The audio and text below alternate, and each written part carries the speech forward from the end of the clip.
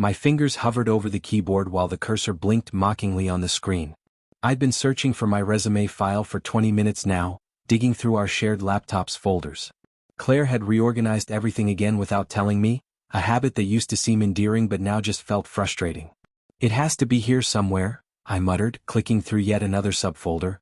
The apartment felt eerily quiet with Claire gone.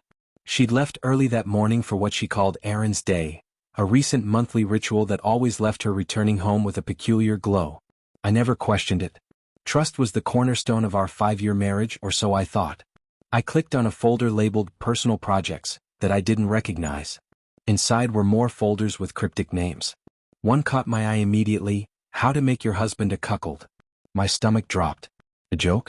Some kind of research for her book club? Claire's reading tastes had always been eclectic, but this felt different. Wrong. I shouldn't open it. I should respect her privacy. My hand moved before my brain could stop it. Double-click. The folder expanded to reveal dozens of files, screenshots, text documents, drafts of emails, and photos. My mouth went dry as I opened the first text file titled The Rulebook. Rule 1. Always have a cover story ready before you need it. Consistency is key. Rule 2. Use work as your primary excuse, he never questions it. Rule 3. Delete messages immediately after reading, but keep screenshots in this secure folder for memories. Rule 4. Never use the same hotel twice in a row. My heart pounded against my ribcage. This couldn't be real. I opened a document labeled Messages with Trent. The first screenshot showed a conversation from 3 months ago. Trent, miss you already? When can you get away next? Claire, working on it. The husband has that dinner thing Thursday. I'll tell him I need to work late. Trent, perfect. Same place? Claire, absolutely. I'll bring that thing you liked last time. Trent, you're so bad. How does he not suspect anything? Claire, he's too busy trying to be the perfect husband to notice what's happening right under his nose. The room spun around me. I gripped the edge of the desk to steady myself, feeling the wood dig into my palms. I'd never heard of anyone named Trent. Not once. I scrolled through more screenshots, each one more damning than the last. There were hotel receipts, photos of Claire with a man I'd never seen, a man with a sharp jawline and confident smile. There were messages making fun of my habits, my routines, even the way I made coffee in the mornings. Claire, he's so predictable it's almost painful. Always asking how my day was, always wanting to help with dinner. Trent, sounds terrible. Having someone who cares about you. Claire, you know what I mean. There's no spark, no danger. Not like with you. Trent, how long before he catches on? Claire, never. He trusts me completely. It's almost too easy. But the message that made my blood turn to ice was from just last week. He tries so hard to be a good husband that he doesn't even notice how much fun I'm having on the side. I opened another file, a detailed plan for the upcoming weekend. Claire had told me she had a work conference in Philadelphia. According to this document, she was meeting Trent at a cabin by the lake, a 3-hour drive in the opposite direction. The sound of keys jingling in the front door lock made me jump. I checked the time. Claire wasn't supposed to be home for another hour. The laptop screen glared back at me, the evidence of her betrayal displayed in high definition. I heard the door swing open, followed by the familiar sound of Claire's humming as she kicked off her shoes in the entryway. Honey? You home? Her voice called out, light and carefree. I got that wine you like and some cheese from the market. My fingers remained frozen over the keyboard. The cursor continued to blink, steady as a heartbeat, while my own heart shattered into 1,000 jagged pieces. I thought we could have a cozy night in, Claire continued, her footsteps approaching the study where I sat. I didn't close the laptop. I didn't hide the evidence. I simply turned in my chair to face the door, waiting for the woman I thought I knew to appear. She rounded the corner with a smile that faltered when she saw my expression. What's wrong? She asked, still clutching the shopping bag. You look like you've seen a ghost. Not a ghost, I said, my voice surprisingly steady. Just the truth. I turned the laptop screen toward her. Who's Trent? Claire's smile vanished like a light being switched off.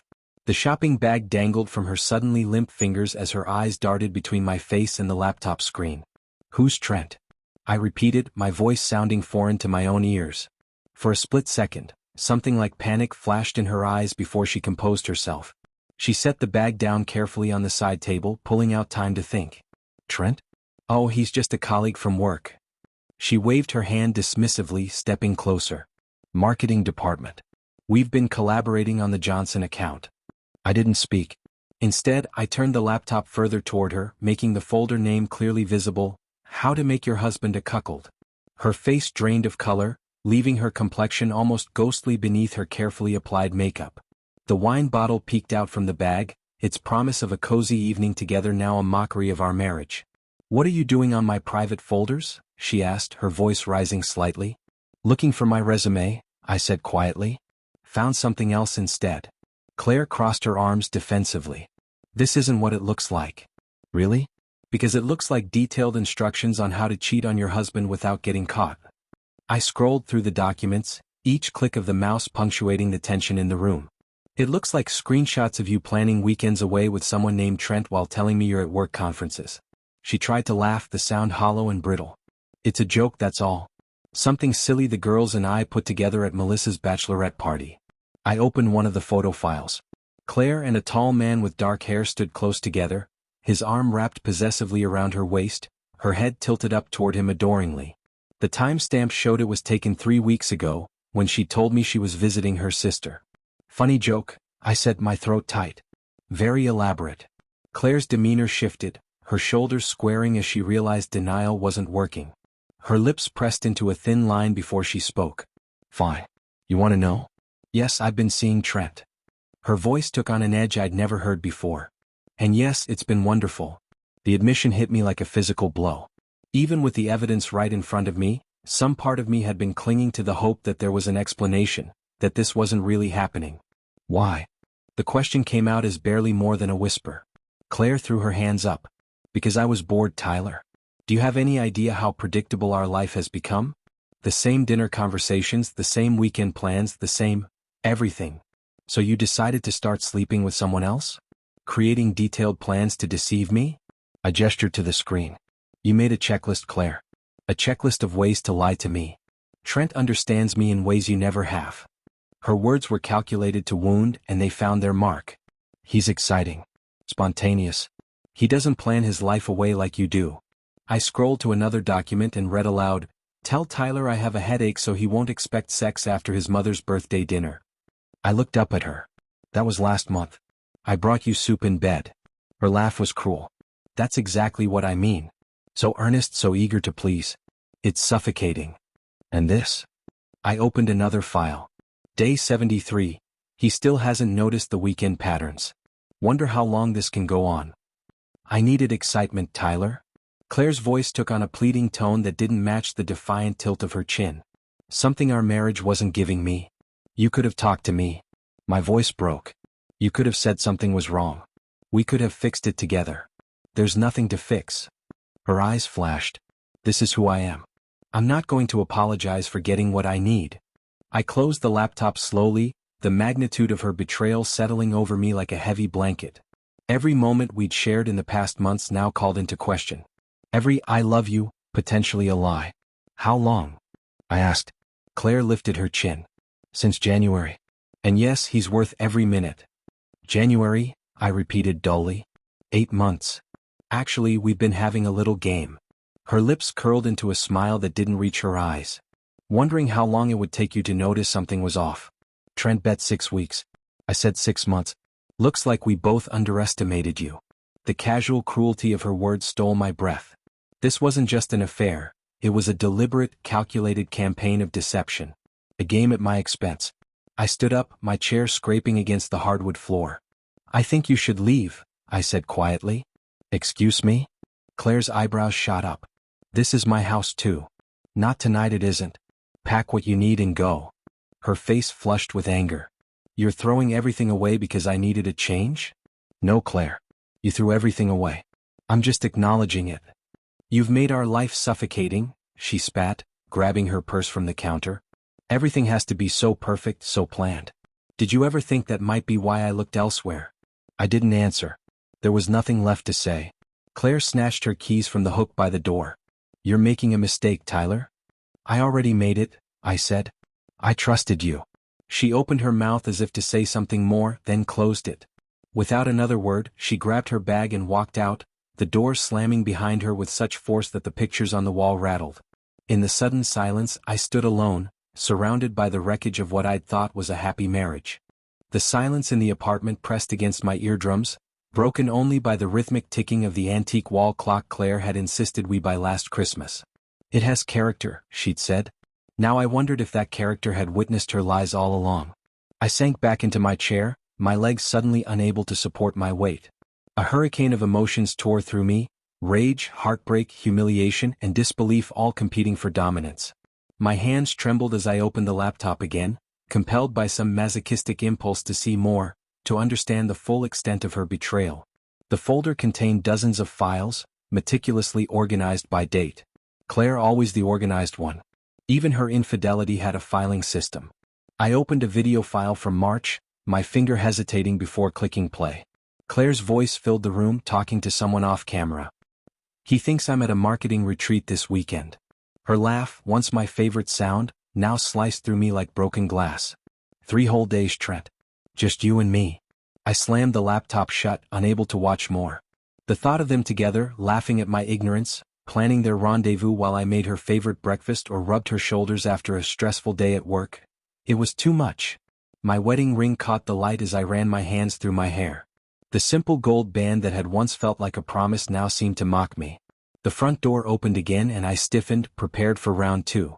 Claire strode back in, her chin high despite the mascara streaks on her cheeks. "I forgot my overnight bag," she announced as if this were just another business trip. "Right?" I managed, my voice hoarse. "Wouldn't want to inconvenience your plans with Trent." She paused halfway to the bedroom, turning to face me with narrowed eyes. "You know what? I'm not going to feel guilty about this. You've been checked out of this marriage for months." "Checked out?" Incredulity pushed me to my feet. "I've been working 60-hour weeks to save for the house we talked about buying. The one with the yard you wanted for the children we planned to have." Claire rolled her eyes.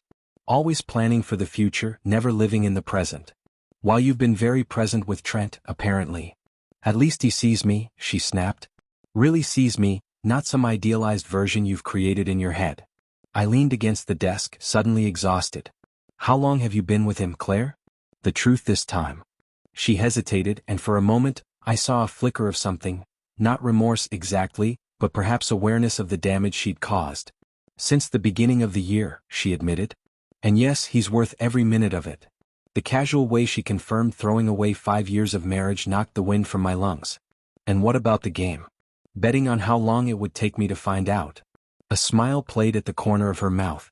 "That was Trent's idea, actually. He thought it was funny that you never questioned my late nights or weekend conferences. We had a running tally of how many lies you believed without question. Each word was a knife, expertly wielded to find the softest, most vulnerable parts of me." "Do you even care what this does to us?" I asked. "To everything we built?"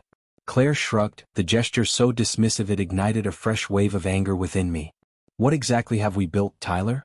A routine? A safe, predictable life where nothing ever happens." She disappeared into the bedroom. I heard drawers opening and closing, the sound of her movements brisk and efficient. When she returned, she carried her designer overnight bag, the one I'd given her for our anniversary 2 years ago. "I'll be staying with Melissa for a few days," she said, though we both knew it was a lie. "When you've calmed down, we can talk about this rationally." "Rationally?" I laughed, the sound bitter even to my own ears. "There's nothing rational about discovering your wife has been systematically deceiving you for the better part of a year. You're overreacting." She checked her phone, her fingers moving quickly across the screen. "Texting him, no doubt. People go through phases in marriages. This was something I needed." "And what about what I needed? Honesty?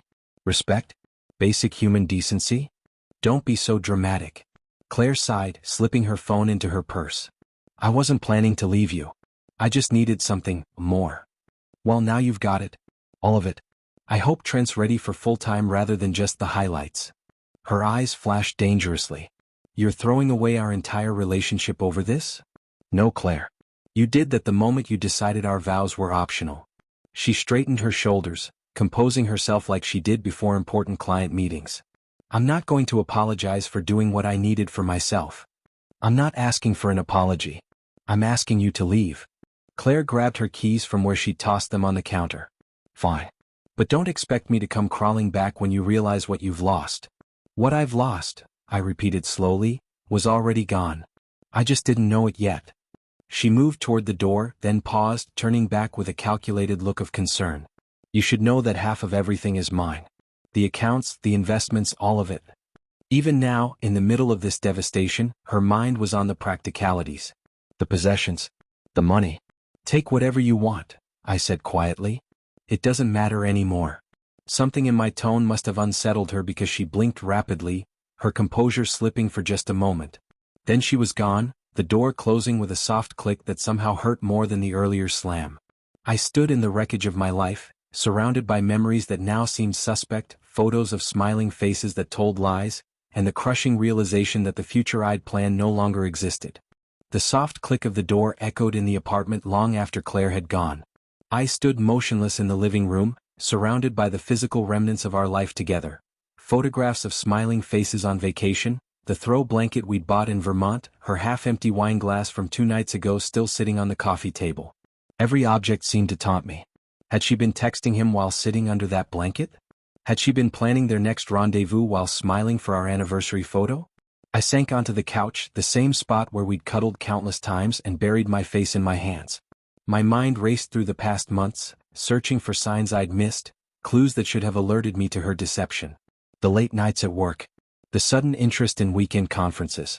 The new clothes and haircut. The way she'd pull her phone away when I entered the room, claiming she was just responding to emails. All classic signs of infidelity, and I'd missed every one of them. Or perhaps I hadn't wanted to see.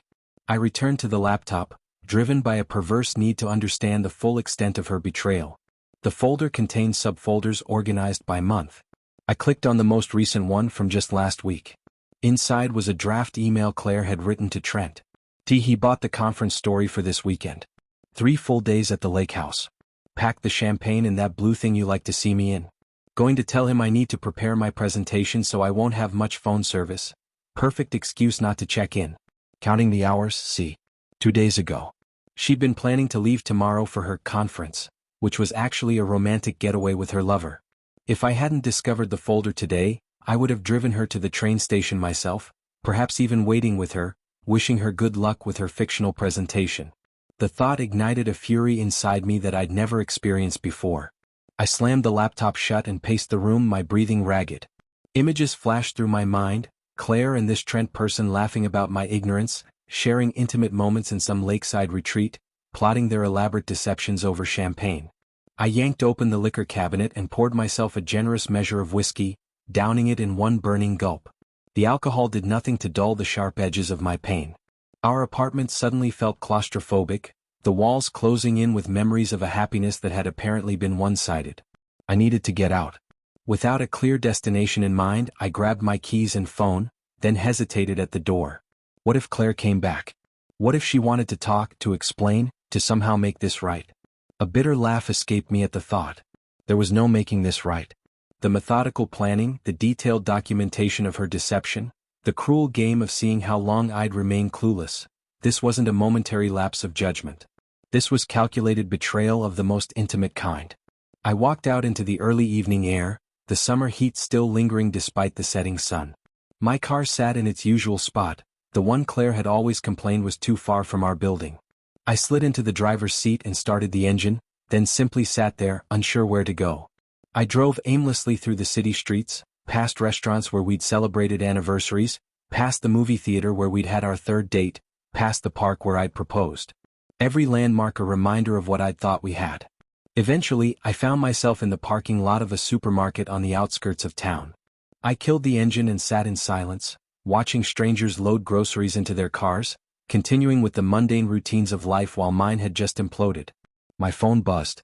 A text from Claire. I'm staying at Melissa's. We should talk when you've calmed down. This doesn't have to be the end. Another lie. I knew Claire and Melissa had fallen out months ago over some workplace drama. She was with him, of course. I started typing a response, deleting and rewriting multiple times. What was there to say? That I was devastated? That I felt like a fool? That despite everything, some pathetic part of me still wanted to believe there was an explanation that could make this all go away? In the end, I didn't respond at all. Instead, I scrolled through my contacts looking for someone to call. My finger hovered over Alex's name, my best friend since college, the person who'd been my best man at our wedding. But what would I say? How could I articulate the complete destruction of my life in a phone call? My phone buzzed again. Claire, your silence is childish. I know you're reading these. At least have the decency to acknowledge me. The audacity of her message sparked fresh anger. She had systematically deceived me for months, made a game of my trust, mocked me to her lover, and now she demanded decency from me? I tossed the phone onto the passenger seat and leaned back, staring at the darkening sky through the windshield. The reality of my situation began to settle in my chest, a heavy, cold weight that made it difficult to breathe. What now? Confront her again? Try to salvage something from the wreckage? Or accept that the life I thought I had was built on a foundation of lies? As the parking lot emptied and the store lights began to shut off one by one, I sat motionless, trapped between the impossible choice of fighting for a marriage that had already been betrayed beyond repair or walking away from 5 years of my life. Both options felt like surrender. Both felt like defeat. I started the car again. It was time to make a decision. As I drove back toward our apartment, no, my apartment now, a strange calm settled over me. The initial shock had worn off, leaving behind a clarity I hadn't expected. The pain was still there, a dull throb beneath my ribs, but something else had emerged alongside it: resolve. Traffic lights cast alternating red and green glows across my face as I navigated the late evening streets. Each intersection felt like a crossroads, a choice between different futures. By the time I pulled into my parking space, I knew exactly what I needed to do. Claire was gone. Not just physically absent tonight, but gone from my life as I had known it. The woman I thought I'd married, the one who laughed at my terrible jokes and brought me coffee in bed on Sundays, had never really existed. Or perhaps she had, but had transformed into someone I no longer recognized, someone capable of documenting her betrayal with almost scientific precision. I climbed the stairs to our third-floor apartment, each step more determined than the last. The weight that had pressed on my chest in the parking lot had lifted, replaced by a sense of purpose. This marriage was over, that much was clear. Now I needed to protect myself and emerge from this wreckage with some semblance of dignity intact.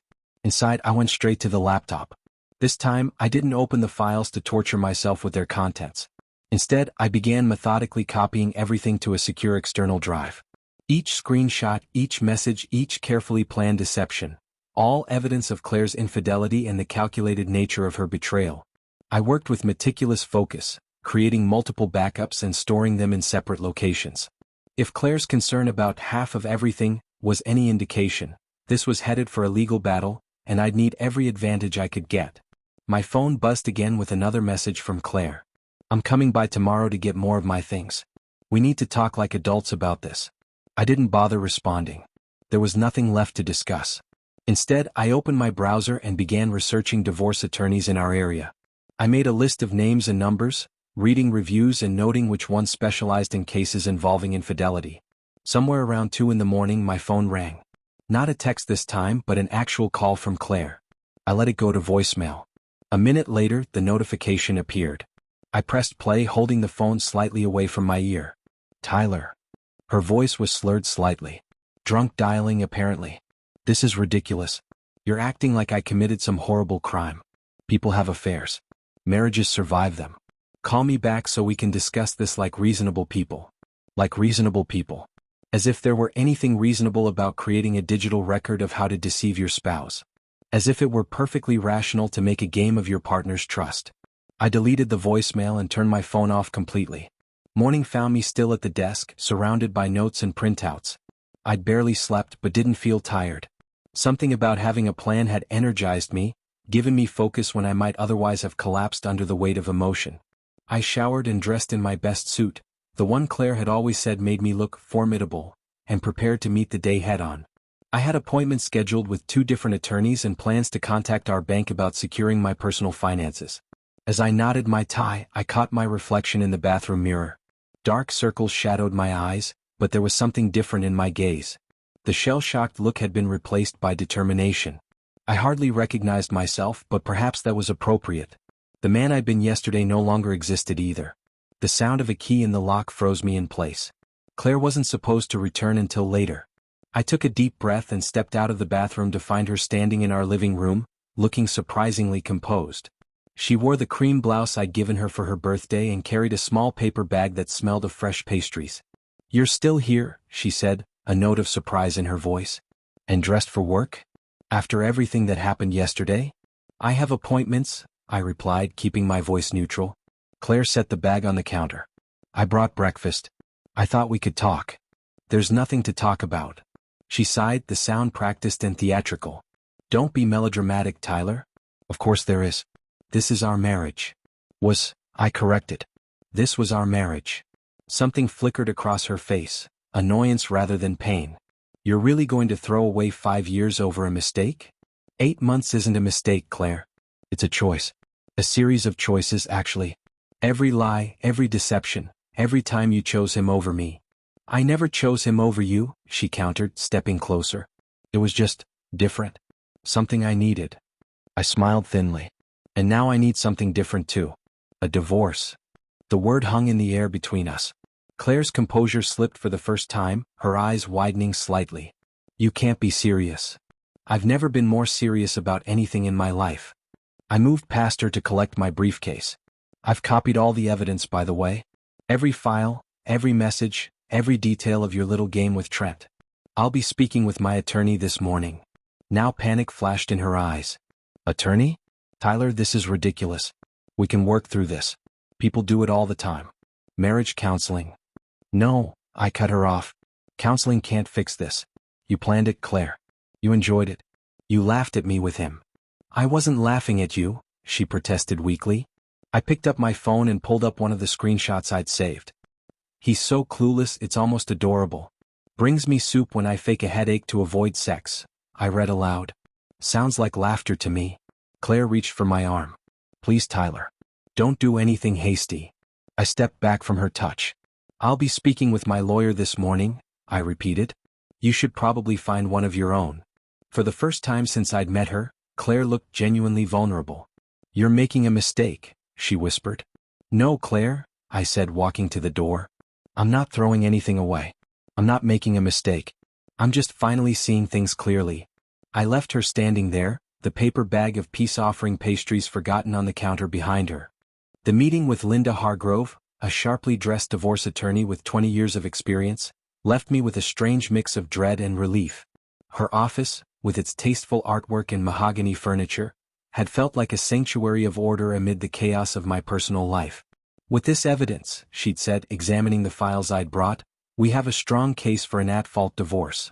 She won't be able to deny the infidelity. I'd nodded, feeling oddly detached as she outlined our strategy, explaining terms like equitable distribution and dissolution of assets that now applied to the remnants of my marriage. You've done the right thing by documenting everything, Linda had assured me. Many clients come in with suspicions but no proof. You've given us a solid foundation to work from. As I drove home from her office, her business card tucked securely in my wallet, I rehearsed what I would say to Claire. Linda had advised minimal contact. Anything you say can potentially be used against you, but I knew another confrontation was inevitable. Claire wasn't someone who would simply accept my decision and walk away. Sure enough, her car was parked outside our building when I returned. I took a deep breath before climbing the stairs, mentally preparing for the battle ahead. I found her sitting on our couch, makeup perfect, posture straight, looking more like she was preparing for a business negotiation than a conversation about our failed marriage. The breakfast pastries were gone, replaced by a folder of papers on the coffee table. There you are, she said, her voice carefully neutral. I was beginning to think you were avoiding me. Just busy, I replied, setting my briefcase down but remaining standing. I had appointments. With divorce attorneys, apparently. She gestured to the papers on the table. I received an email from someone named Linda Hargrove an hour ago. That was fast, I commented. But yes, Linda is my attorney. Claire's composure slipped slightly, a flash of irritation crossing her features. Don't you think you're overreacting? Throwing away our entire marriage over a few mistakes. The casual dismissal of her 8-month affair as a few mistakes reignited my anger. Stop minimizing what you did, Claire. This wasn't a momentary lapse of judgment. You meticulously planned and documented your deception. You turned betraying me into a hobby. She stood, crossing her arms defensively. People go through rough patches in marriages all the time. They work through them. They don't immediately run to lawyers. Did you ever consider working through it? I asked. Or were you too busy creating checklists for how to lie to me more effectively? That's not fair. Fair? I laughed bitterly. You want to talk about fair? Was it fair to mock me to your lover? Was it fair to place bets on how long you could fool me? Was it fair to continue sharing my bed while planning weekends away with him? Claire's eyes narrowed. I didn't come here to be attacked. Why did you come here, Claire? What did you expect? That I'd forgive you? That we'd pretend none of this happened? She hesitated, seemingly thrown by my directness. In our previous arguments, I'd always been the one to seek compromise, to try to understand her perspective. Not this time. I thought we could discuss this rationally, she finally said. Like adults. People make mistakes, Tyler. Even serious ones. Marriages survive affairs. Some might, I conceded. But not ours. Why not? She demanded. Because your pride is hurt? Because you can't handle the fact that I needed something you weren't giving me? I shook my head, her attempts at manipulation sliding off me like water. No, Claire. Because you didn't have an affair. You created an alternate life. You developed a system for deceiving me. You kept records. You played a game with my trust. That's not something we can come back from. So you're just giving up? She switched tactics, her voice softening. All those years together, all our plans for the future, you're throwing them away without even trying to fix things? Therapy won't fix this, I said firmly. Nothing will. You don't know that, she insisted. Many couples recover from infidelity. They even come out stronger. Therapy is for couples who both want to rebuild trust. You documented exactly how to destroy it. Claire stepped closer, her eyes suddenly glistening with tears I wasn't convinced were genuine.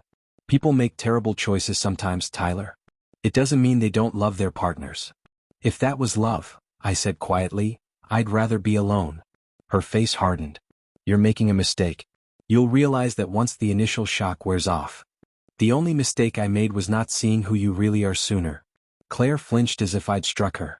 For a moment she looked truly vulnerable, truly affected by what was happening between us. But then her walls came back up, her expression closing off. Fine, she said coldly. If this is what you want, if you're too stubborn to even try to work through this, then there's nothing more to say. I agree. I'll have my attorney contact yours. She gathered her purse and the folder from the coffee table. But don't think this will be easy, Tyler. Don't think I'm just going to walk away with nothing after 5 years. Take whatever you want, I said, meaning it. The furniture, the accounts, all of it. None of that matters to me anymore. Something in my tone must have reached her because she paused at the door, turning back with an expression I couldn't quite read. We were happy once, she said softly. Weren't we? The question hung in the air between us, freighted with 5 years of shared history, both the real and the imagined. I answered honestly. But now I wonder if you ever were. Her lips pressed into a thin line. You don't get to rewrite our entire relationship because of one mistake. I'm not rewriting anything, Claire. I'm just finally reading the fine print. She shook her head, a sad smile playing at the corners of her mouth. I hope this righteousness keeps you warm at night. With that parting shot, she was gone, the door closing with a quiet finality behind her. I stood alone in the apartment that had once been ours, surrounded by the artifacts of a shared life that no longer existed, and felt, for the first time since discovering her betrayal, that I could finally breathe again. After Claire left, I stood motionless in the living room for several minutes, letting the reality of our final conversation settle around me. The apartment felt different somehow, lighter, as if her departure had lifted some invisible weight from the air itself. I moved to the windows and opened them wide, letting the early evening breeze sweep through rooms that had felt suffocating just hours before. It was time to leave. Not just this apartment filled with memories of deception, but this chapter of my life entirely. I walked into our bedroom, my bedroom now, and pulled a suitcase from the closet. The large navy blue one we'd bought for our trip to Europe last year. Claire had filled it with carefully coordinated outfits while I'd teased her about overpacking. Now I wondered if she'd been messaging Trent even then, during what I'd thought was one of our happiest vacations. I began methodically selecting clothes, focusing on necessities rather than sentiment. Suits for work, casual clothes for weekends, toiletries and electronics. The process was strangely calming, each item packed representing another step toward whatever came next. From the living room, I heard Claire's muffled voice through the walls, apparently still in the hallway outside our apartment, probably on the phone. Her words were indistinct, but her tone was heated. Calling Trent, perhaps. Or maybe a friend, spinning whatever version of events cast her as the victim in our dissolution. I closed the bedroom door, shutting out the sound of her voice. As I folded a sweater Claire had given me last Christmas, my phone rang. Alex's name lit up the screen. I hesitated only briefly before answering. "Hey," I said, trying to keep my voice steady. "Tyler?" Alex's voice came through, concerned and alert. "What's going on?" "I just got the strangest call from Claire." I sat heavily on the edge of the bed. Of course she'd called Alex. He was my oldest friend, but he and his wife had spent countless evenings with us as couples. Claire was trying to shape the narrative. "She's been cheating on me," I said, the words still strange in my mouth despite how many times I'd thought them. "For 8 months. With some guy named Trent." Silence stretched across the line for a beat. "Holy shit, man. Are you serious?" "Completely. I found everything on her laptop yesterday. Screenshots, messages, plans for their meetups. She even kept a goddamn manual on how to deceive me effectively." Jesus Christ. Alex's shock sounded genuine. "And she admitted it? No denying or anything?" "Oh, she admitted it all right. Even seemed proud of it in a way. Said I was boring and predictable, that she needed this excitement." "That's bullshit," Alex said firmly. "Complete bullshit. Where are you now?" "At home." "Yeah, packing a suitcase. I can't stay here anymore, Alex. Every inch of this place reminds me of her, of us, of what I thought we had." "You're doing the right thing by leaving," he assured me. "You need space to clear your head." "I've already talked to a divorce attorney," I said, surprised by how steady my voice remained when saying the words. "It's over." "Good. No coming back from something like this." Alex paused. "Listen, you'll stay with us. The guest room is all yours as long as you need it." The simple offer of support broke something in me. For the first time since discovering Claire's betrayal, I felt tears prick at the corners of my eyes. "I don't want to impose," I managed. "Impose? Are you kidding me? Your family, Tyler. There's no question about it. Sarah's already changing the sheets in the guest room. We've got your back." I swallowed hard, gratitude momentarily stealing my words. "Thanks, Alex. I mean it." "Don't thank me. Just finish packing and get over here. Sarah's making her lasagna and I've got a bottle of that bourbon you like. We'll figure everything else out tomorrow." After hanging up, I packed with renewed purpose. Knowing I had somewhere to go, somewhere safe with people who cared about me, made each decision clearer. I left behind anything Claire had given me, anything tied too closely to memories of our relationship. This wasn't about pettiness, it was about traveling light into whatever came next. I heard the elevator ding in the hallway, followed by the sound of Claire's footsteps finally retreating. The tension I hadn't realized I was holding in my shoulders released slightly. 45 minutes later, I zipped the suitcase closed with finality.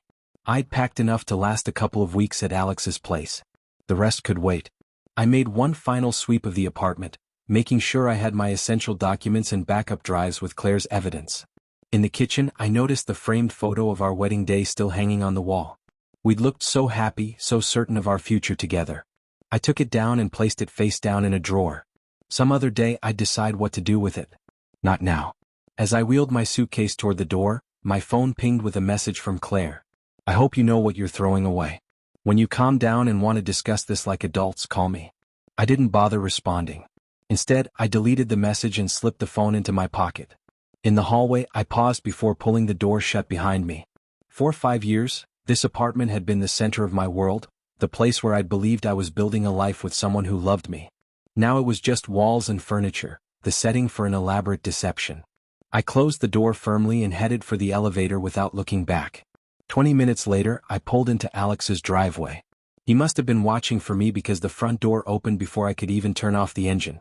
He strode across the lawn and pulled me into a tight hug the moment I stepped out of the car. "You're going to get through this," he said fiercely. "And we're going to be right here with you, every step of the way." For the first time in 2 days, I felt something close to peace.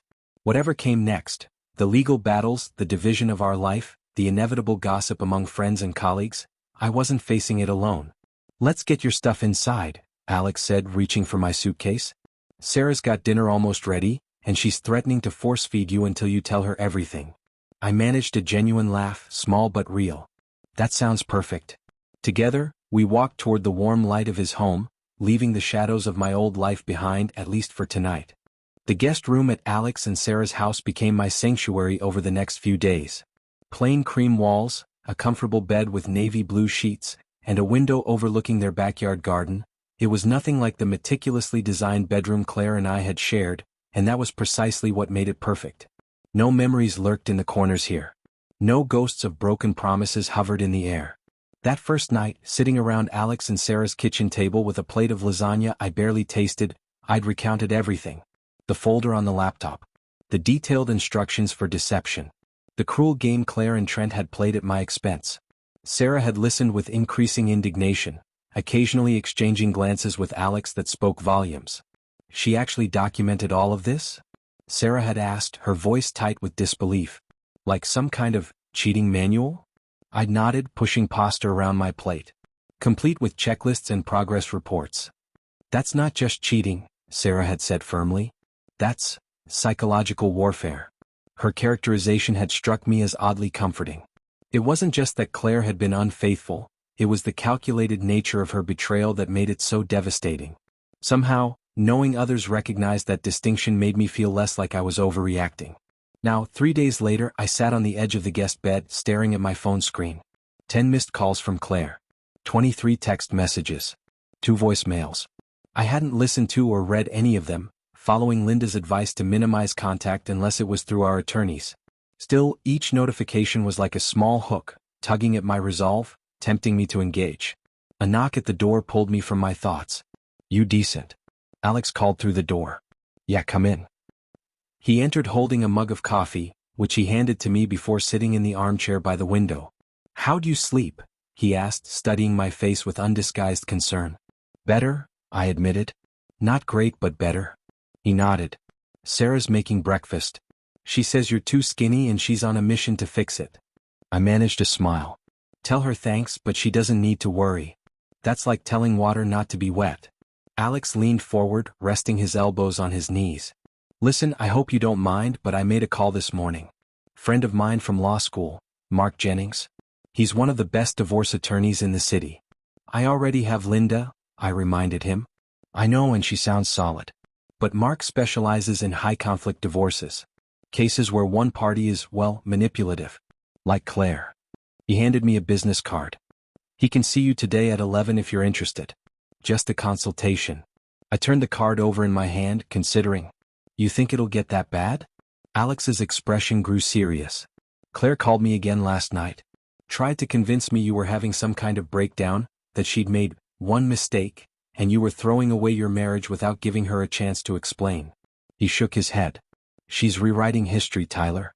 Creating a narrative where she's the victim and you're the unreasonable one. So yeah, I think it might get messy." A hollow feeling expanded in my chest. Even now, Claire was still playing games, still manipulating. "I'll call him," I decided, pocketing the card. "Good." Alex stood.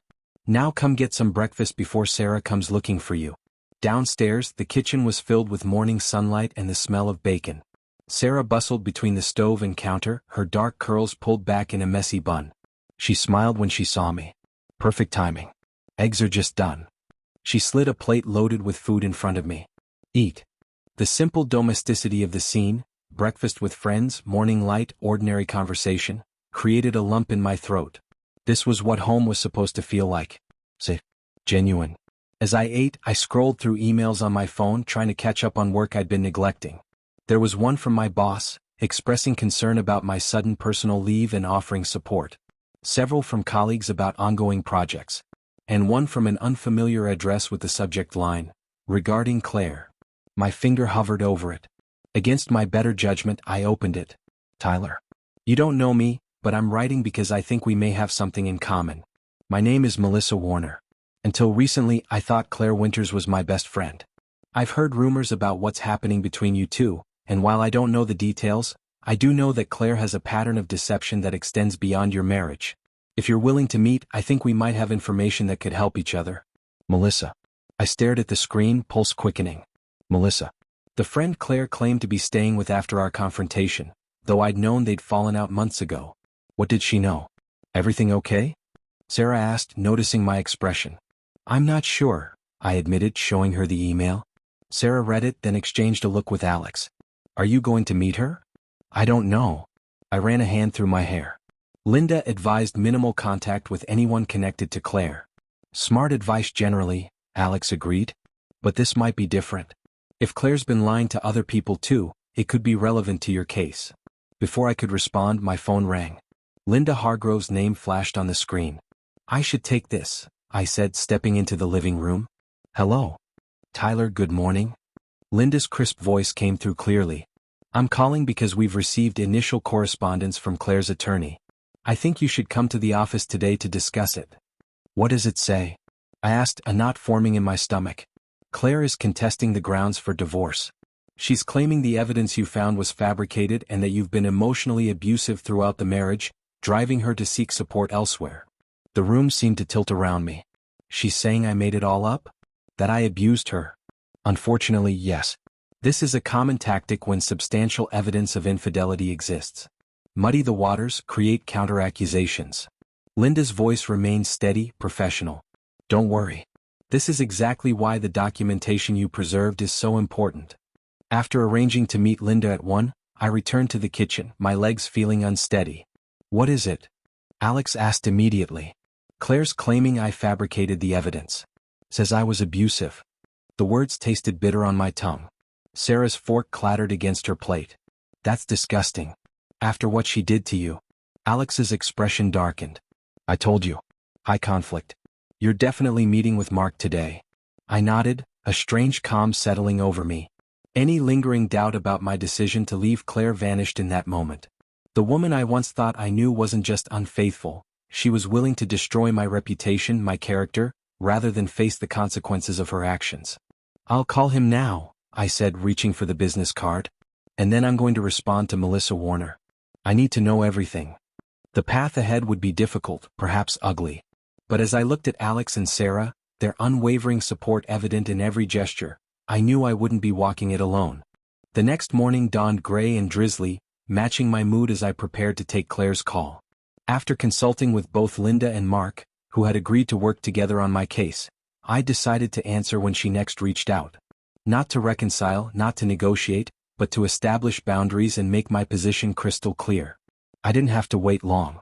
My phone lit up with her name just after 9, as I sat on Alex's back porch nursing a cup of coffee. I took a deep breath and answered, putting the call on speaker as Mark had advised. Tyler?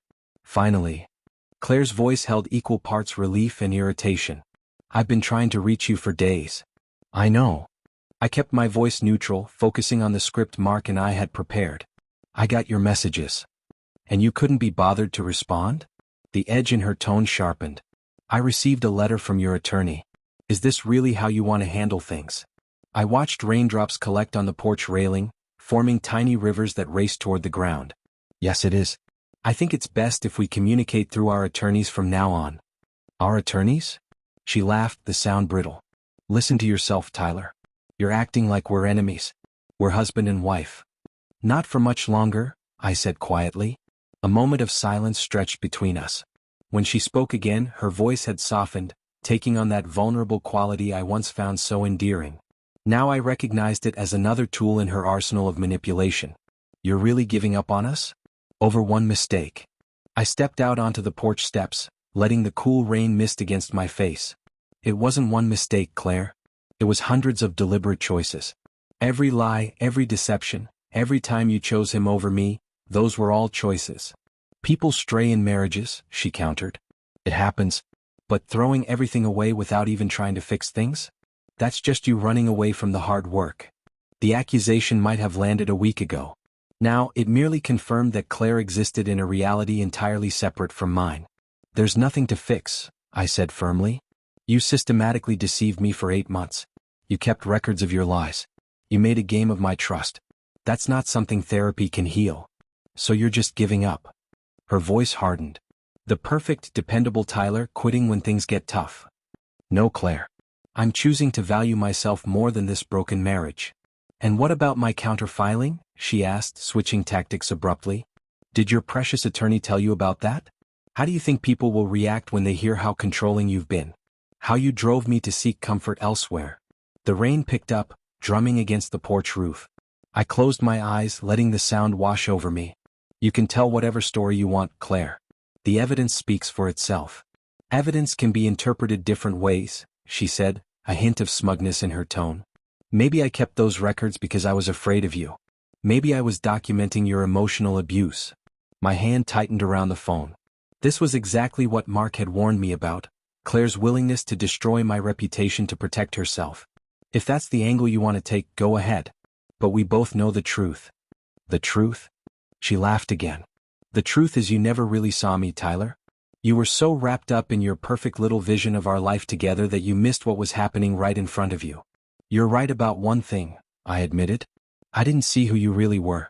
That's my only regret in all of this. If this is what you want, she said, her voice icy now, then fine. Let the lawyers handle it. But don't expect me to make this easy for you. You want out? You'll pay for it. Do what you need to do, Claire. I'm prepared for whatever comes next. We'll see about that. The threat hung in the air for a moment before she disconnected. I sat on the rain-dampened steps for a long time afterward, letting the conversation replay in my mind. Despite Claire's threats, I felt oddly calm. The woman on the phone was a stranger to me now, someone whose tactics I could observe with detachment rather than pain. Later that afternoon, I met Melissa Warner at a quiet cafe downtown. She arrived looking nervous, constantly glancing toward the door as if expecting Claire to appear at any moment. "Thank you for meeting me," she said, wrapping slender fingers around her coffee mug. "I wasn't sure you would." "Honestly, I wasn't sure either," I admitted. "But I think we have a lot to talk about." Melissa nodded, tucking a strand of auburn hair behind her ear. "Claire and I were best friends for nearly a decade. Or I thought we were. Now I'm not sure I ever really knew her." The sentiment echoed my own thoughts so perfectly that I felt an immediate connection to this woman. "What happened between you two?" She sighed, her shoulders slumping slightly. "The short version? I caught her in a web of lies. Not just about Trent, though yes, I knew about him, but about practically everything. Her job, her past, even stories about her family." "Her job." I frowned. "What about it? That promotion she supposedly got in January? Never happened. She's been on probation for months after missing client deadlines." Melissa leaned forward. "Tyler, Claire's been living in a fantasy world, creating whatever narrative suits her at the moment. And anyone who threatens that narrative becomes the enemy." Over the next hour, Melissa shared dozens of examples. Lies Claire had told, manipulations she'd orchestrated, mutual friends she'd turned against Melissa after their falling out. With each story, the portrait of the woman I'd married grew darker, more disturbing. "Why are you telling me all this?" I finally asked. Melissa met my gaze directly. "Because she's already starting to spin her story about you. I've heard from 3 different people that you were controlling, possibly abusive. That you fabricated evidence to frame her." She shook her head. "I know it's not true because it's exactly what she did to me when I confronted her." My stomach twisted. Claire was moving fast, poisoning the well of our social circle. "I have documentation," Melissa continued, sliding a USB drive across the table. "Texts, emails, social media posts, evidence of her lies to me and others. It might help your case." I stared at the small device, understanding its significance. "Thank you. This means a lot." "Just promise me one thing," she said, her expression serious. "Don't underestimate her. Claire will burn everything to the ground before she admits any wrongdoing." As I drove back to Alex's house, Melissa's warning echoed in my mind. The weeks ahead would be a battle, not just legally but for the truth itself. Claire was already working to rewrite our history, to cast herself as victim rather than perpetrator. But unlike the man I'd been a week ago, trusting, oblivious, desperate to believe the best about his wife, I now saw clearly what I was facing. And this time I wasn't walking into her web blindly. 6 weeks later, I stood in what had once been our apartment, now stripped of most of its furnishings, boxing up the last of my personal belongings. The place echoed with emptiness, white walls bare where photos had once hung, bookshelves vacant, the indentations in the carpet the only evidence of furniture long since removed. I'd chosen a weekday morning for this final task, ensuring Claire would be at work. Our communication had devolved into terse emails and legal documents, the battlefield of our divorce fought through attorneys rather than face-to-face confrontations. In the bedroom closet, I found a shoebox I'd forgotten about, tucked away on the highest shelf. Inside were mementos from the early days of our relationship, movie ticket stubs, a dried flower from our first date, postcards from weekend trips, a coaster from the restaurant where I'd proposed. Artifacts from a relationship that now seemed to have existed only in my imagination. I sat on the bare floor, cross-legged, sifting through these physical reminders of happier times. Had any of it been real? Had Claire ever been the woman I thought I knew? Or had I fallen in love with a carefully constructed illusion, a character she'd created specifically to capture me? Melissa's revelations had opened a Pandora's box of questions about my entire marriage. The more I learned about Claire's patterns of deception, the more I questioned every memory, every moment we'd shared. It was like discovering I'd spent 5 years married to a stranger. I closed the box and set it aside. Unlike the clothing, books, and other possessions I'd carefully sorted into keep and donate piles, this box belonged in neither category. These weren't things I wanted to preserve, but neither could I simply discard them like unwanted furniture. They represented a chapter of my life, misguided and painful as it had turned out to be, that had shaped who I was becoming. My phone buzzed with a text from Alex. "Still on for dinner tonight? Sarah's making that pasta thing you like." I smiled, typing back, "Wouldn't miss it. Almost done here." Over the past weeks, Alex and Sarah's home had become my true sanctuary. Their guest room, initially a temporary refuge, now felt more like home than this apartment ever had. They'd supported me through the ugliest moments of the divorce proceedings, Claire's escalating accusations, the friends who'd chosen sides, the exhausting legal maneuvers. I packed the last of my books into a cardboard box and sealed it with packing tape. The sharp sound seemed to punctuate the end of this chapter of my life. Everything I wanted to keep was now packaged, ready to be transported to the small house I'd rented across town. Everything else would be dealt with according to the settlement agreement Linda and Mark had finally negotiated. As I carried the last box to my car, my phone rang. Linda's name flashed on the screen. "Good news," she said without preamble when I answered. "Claire's attorney called. They've accepted the final settlement terms. No more counteroffers, no more delays. We can finalize everything by the end of the month." Relief washed over me so intensely that I had to lean against my car for support. What changed? She's been fighting every detail for weeks. Honestly, I think the evidence from Melissa was the tipping point. Once Claire realized we could establish a pattern of deceptive behavior that extended beyond your marriage, her position weakened considerably. "So it's really almost over?" "Just a few signatures and a court appearance," Linda confirmed. "You're in the home stretch, Tyler." After hanging up, I stood in the parking lot, letting the news sink in. The divorce that Claire had promised to make as difficult as possible was coming to an end, not with the explosive drama she'd threatened, but with the quiet formality of signatures on documents. I looked up at the apartment building one last time before getting into my car. No sense of nostalgia stirred within me, no longing for what had been. Instead, I felt only a quiet certainty that I was moving in the right direction, away from deception and toward something authentic, even if that something was simply the truth of being on my own. 3 weeks later, Alex raised his glass across the table at our favorite restaurant, the same place we'd celebrated college graduations and job promotions years ago. "To freedom," he said, his eyes shining with genuine happiness for me. "To new beginnings," Sarah added, clinking her glass against mine. I lifted my own glass, feeling the weight of the past months finally lifting from my shoulders. That morning, a judge had signed the final divorce decree. Claire Winters was officially my ex-wife. Our 5-year marriage dissolved into carefully worded legal paragraphs and divided assets. She hadn't appeared in court. Her attorney had handled everything, sparing us one final confrontation. The last image I had of her was from a distance in the courthouse hallway 2 weeks earlier, head high, expression unreadable, already walking away toward whatever new story she was crafting for herself. "How does it feel?" Alex asked as we settled into our dinner. "Being officially divorced?"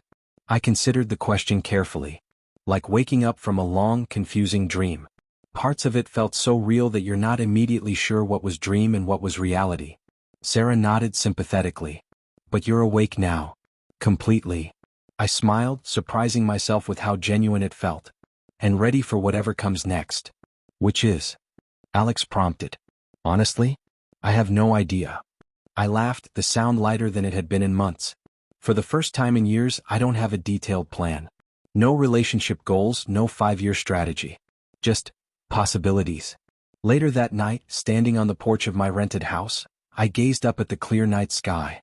Stars punctuated the darkness, constant and unchanging despite the chaos of human lives below. Claire's betrayal had shattered the future I'd imagined, but in its place lay something perhaps more valuable: the freedom to rediscover who I was apart from her lies, to build something new based on truth rather than illusion. I unlocked my front door and stepped inside.